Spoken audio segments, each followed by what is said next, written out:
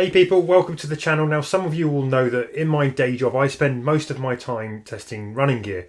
Running shoes, running watches, apparel, nutrition. Basically, if it claims to make you run better or enjoy running more, at some point I will probably test it. I'm one of the co-founders over on the Run Testers, where you'll find in-depth reviews. I also write for the likes of Runner's World, Wired, Men's Health, Men's Fitness and Wearable.com. So essentially I'm always running, I'm always testing. And the other day, whilst I was out on a plod with 4 watches strapped about my person and a box fresh pair of shoes on my feet, I had a bit of a eureka moment, an idea. I thought, why don't I share some of the testing while it's in progress here on Manvmiles, some of the thoughts I've got about the products that come in, give you a little window into my world as a tester and give you some on-the-fly thoughts on the latest running gear launches that land on my desk. So in this first video, we're going to have a stab at that. We'll work on the format, going to see if this works, but hopefully it will be useful and insightful. So coming up in this week's gear test update, I've got the ASICS Superblast 2, a shoe that some have down as one of the best all-rounders going. I'm a bit behind on this one, but I finally managed to get a pair in for testing, so I've been looking at those. I've also been looking at the brand new Vantage M3, a new watch which brings a smartwatch style AMOLED screen to a mid-range polar watch. I've been asking if the Apple Watch Series 10 is now a serious running watch to rival the Garmin's Coros and Polar Watches as well. I've also been busy doing side-by-side miles to see how the New Balance SC Trainer V3 behind me here stacks up against shoes like the HOKA Mach X2 and the Saucony Endorphin Speed 4. Oh, and stick around until the end for a bonus unboxing of a new watch from Suunto.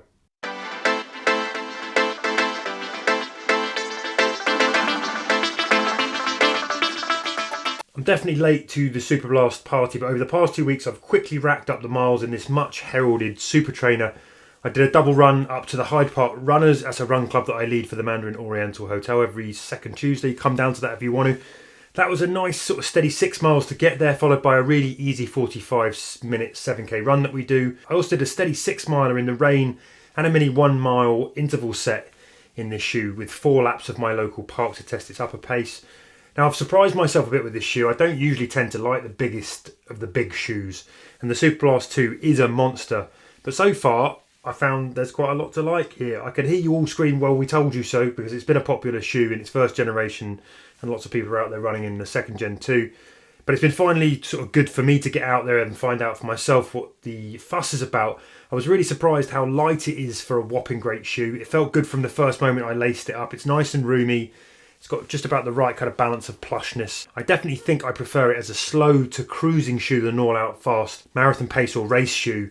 It's just a bit soft for me when I went to those kind of really highest paces during the all-out intervals.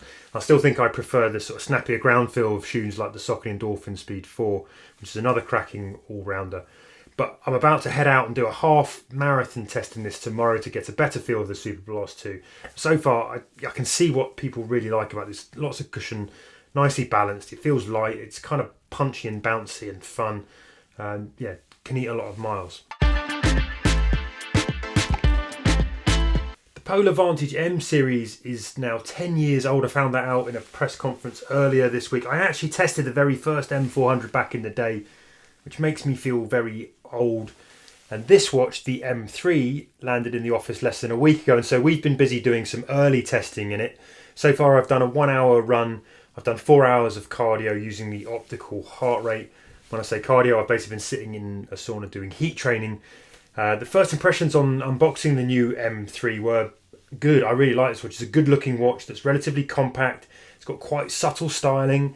It joins the Grit X2 Pro and the Vantage V3 in packing a bright AMOLED touchscreen. It's a bit smaller the touchscreen than you'll get on the Vantage V3, but it really brings your stats, charts and maps and navigation to life. The battery life is shorter than on those 2 other Polar watches, but the feature set and the sensors tech here is going to be the same. The Polar has decided to unify the software as well on those 3 watches, so they'll all track the same stuff and offer the same insights. So now if you're choosing between the Grit X2 Pro, the Vantage V3 and this, it will basically boil down to the size, the design, the durability and the battery life, and of course the price. I'm a really big fan of that approach, getting the same features rolling across the watches. And so far in my short testing, I think the dual frequency GPS of this watch has done really well against the Apple Watch Ultra 2 and the Garmin Fenix 8. The optical heart rate struggled though, certainly with the intervals that I did. It didn't perform too well. up against the chest strap. More testing to be done on this though for the review that you'll find over on the Run Tester soon. There is a big detailed first run look as well on the Run Tester, so go check that out now if you want a bit more info on this watch. So then I've had the Apple Watch Series 10 on test for about 6 weeks. My reviews for that have been published in Runner's World and over on the Run Testers just this week, along with the multi-tester views from the guys. Now with each update to the hardware and to watchOS, the Apple Watch becomes a better running partner. It kind of updates incrementally, but it's never really going to rival the dedicated sport watch muscle of watches like the Garmin's, the Coros and the Polars of this world. But the key things to note here, the battery life remains much shorter than the big running watch rivals, but that is offset nicely by the super fast rapid charge. Now if you're disciplined enough with the Apple Watch Series 10, smaller, regular, timely top-ups can nullify that kind of problem of battery life issues like 20-30 minutes on the watch. Still, for ultra runners, the Apple Watch Ultra 2 is probably a better bet for a smartwatch. For multi-day adventurers, you're still going to need to look outside the Apple Watch world to go over multiple days. Now in my test, the GPS and heart rate accuracy of the Apple Watch Series 10 has been excellent, even though it doesn't have the dual frequency GPS that you'll get on the Apple Watch Ultra 2. It feels quite odd swapping the big Garmin Fenix 8 and Enduro 3 that I was previously testing for what is a more compact watch on the wrist that disappears really nicely. It's a lighter, smaller, wrist-friendly feel even than the Apple Watch Ultra 2 and the Series 9, but the sharp display on the Apple Watch Series 10 now has more real estate to rival the Apple Watch Ultra 2 without adding unwanted heft. That is a thumbs up as well. Now the new watchOS added training load as well, mapping updates.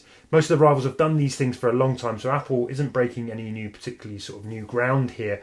But I do like the fact that you can tweak the training load with post-run personalised feedback on your perceived effort during the run. It gives you a little option to say how you felt. For me personally, I still prefer the Apple Watch Ultra 2.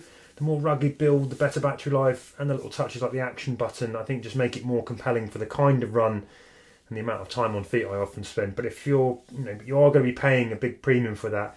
If you own a Series 9, I wouldn't upgrade for the Series 10 right now. If you're looking for a first Apple Watch for running, I think the Series 10 probably offers enough to be a good starting point at the price.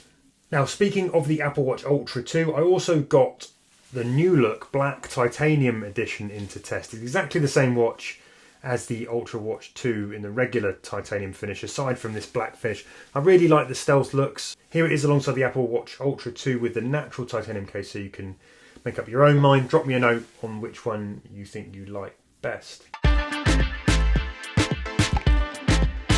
Now, if you're a regular here, you might know that the Endorphin Speed 4 from Saucony is one of my all-time top shoes.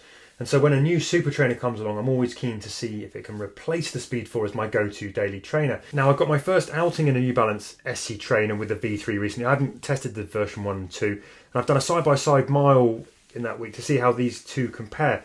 Now, the SC Trainer V3, I think, brings a big stack of light but bouncy premium foam. It's got a carbon plate. The Speed 4 has a lower stack, Saucony Power and PB foam, and a nylon plate. The New Balance Trainer V3 has some similarities, I think, with the Superblast 2 from ASICS. The Speed 4 is a more compact shoe. These are both excellent tempo shoes, I think. They're good cruisers for the longer, faster efforts. But I don't think you're going to get more range and versatility for your money in the SC Trainer V3 than you will from the Endorphin Speed 4. One of the big reasons for that is the SC Trainer comes in at £230 in the UK. If it came in at £180 or £190 rather than that whopping price tag, I think this would be much tighter competition for the Speed 4.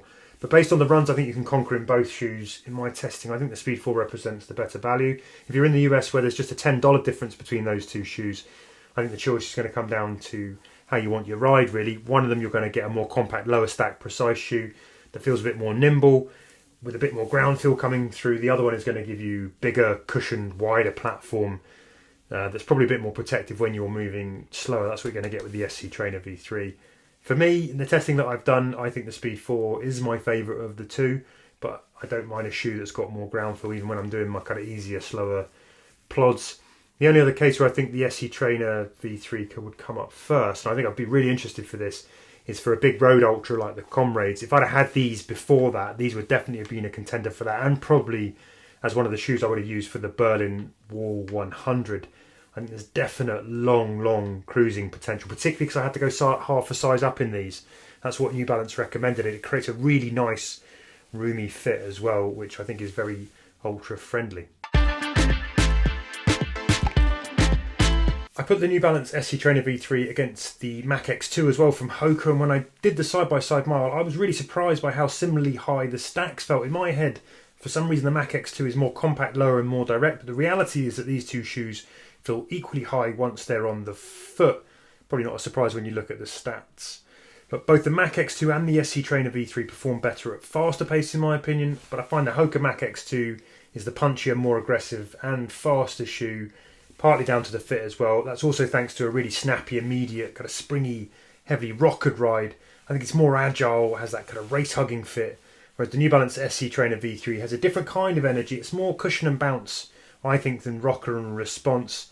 It can handle faster paced runs, but I just don't think it's quite as nimble. It's not quite as immediate as the Mach X2, which I find just like kicks in really quick from the midsole. Now, to me, the New Balance SC Trainer feels better at the slower paces than the HOKA Mach X2. It's a bit more protective than that shoe. The Mach X2 is probably better, I think, at the all-out pace. Now, both nail the in-between, I think, really nicely. You've got two excellent cruisers here.